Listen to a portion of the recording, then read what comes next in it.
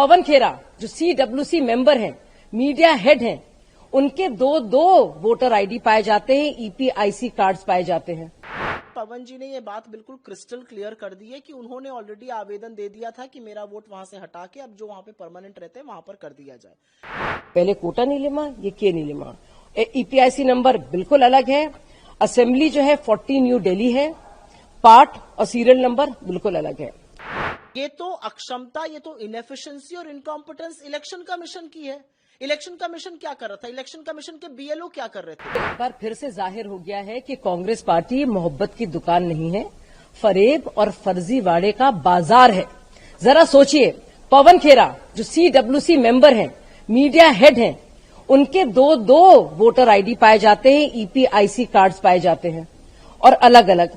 अब उनकी पत्नी कोटा नीलिमा जो बाकायदा 2023 में जिन्होंने चुनाव लड़ा था 60 खैरताबाद विधानसभा से, तेलंगाना से जो उम्मीदवार रही थी, उनके भी दो वोटर कार्ड पाए जाते हैं, इलेक्टोरल कार्ड्स। और आप देखिए उसमें एक में नाम होता है कोटा नीलिमा, उसका EPIC नंबर अलग होता है, 60 खैरताबाद होता है और सीरियल नंबर वगैरह होता है। पर खेल यहां पे खत्म नहीं होता। आप देखिए कि एक और EPIC कार्ड प्रकट होता है और वो कार्ड है नई दिल्ली से। नेम उसमें हो जाता है के नीलिमा। पहले कोटा नीलिमा, ये के नीलिमा। EPIC नंबर बिल्कुल अलग है। असेंबली जो है 40 न्यू दिल्ली है। पार्ट और सीरियल नंबर बिल्कुल अलग है। तो राहुल गांधी जी, जिनका खोजी पत्रकार जाग जाता है जब आम नागरिकों की बात होती है, बुजुर्गों की बात होती है, महिलाओं की बात होती है, जिनके नाम आप सार्वजनिक कर देते हैं और आपके सारे दावे झूठे निकलते हैं क्योंकि आप हलफनामा लिखने से भाग जाते हैं।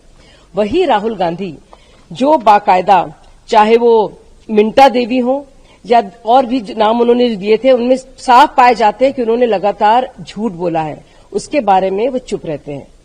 चाहे वो अमन कुमार हो, मिंटा देवी हो, सुबोध कुमार हो, बाकायदा डिस्ट्रिक्ट ऑफिशियल्स, बूथ ऑफिशियल जाते हैं तो पता चलता है कि उनके नाम थे, पर उनका नाम इस्तेमाल करके वो झूठे दावे बनाते हैं। तो ये वोट अधिकार यात्रा नहीं है, सत्ता मेरा जन्म सिंह अधिकार है, ये वो यात्रा है और ये उनकी सिर्फ नवाबी सोच है। फेक न्यूज फैलाने वाले जो सरगना हैं वो फिर से फेक न्यूज फैला रहे हैं। मुझे लगता है पवन जी ने ये बात बिल्कुल क्रिस्टल क्लियर कर दी है कि उन्होंने ऑलरेडी आवेदन दे दिया था कि मेरा वोट वहां से हटा के अब जो वहां पे परमानेंट रहते हैं वहां पर कर दिया जाए। क्यों नहीं किया? और ये तो अक्षमता, ये तो इनएफिशिएंसी और इनकॉम्पिटेंस इलेक्शन कमीशन की है।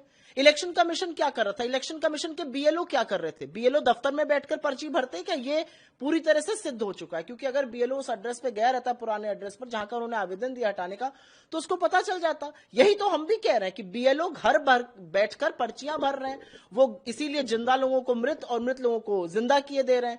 तो मेरा अपना मानना है, पवन जी ने इस पर बिल्कुल अपना स्पष्टीकरण दे दिया है और असल में जो अमित मालविया जी या उनके जो बाकी भाजपाई कह रहे हैं वो प्रूफ करता है वही बात जो कि राहुल गांधी जी और कांग्रेस पार्टी कह रही है कि वोट के साथ धांधली का काम तो इलेक्शन कमीशन खुद कर रहा है। और जहां तक उनकी पत्नी की बात है, पोलिंग स्टेशन विधानसभा में एक और लोकसभा में दूसरा बिल्कुल हो सकता है। मुझे ऐसा लगता है कि बीजेपी वाले वही काम कर रहे हैं जो हम कहना चाहते हैं कि इलेक्शन कमीशन की इनकॉम्पिटेंस है।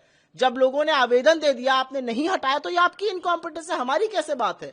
और मुझे लगता है पहले अनुराग ठाकुर ने और अब अमित मालविया को तो हमें साधुवाद करना चाहिए कि आप हमारी ही बात को बढ़ा रहे हैं, आप हमारी ही उस बात को बढ़ा रहे हैं जब हम कहते हैं कि अनियमितताएं इलेक्शन कमीशन के चलते हैं।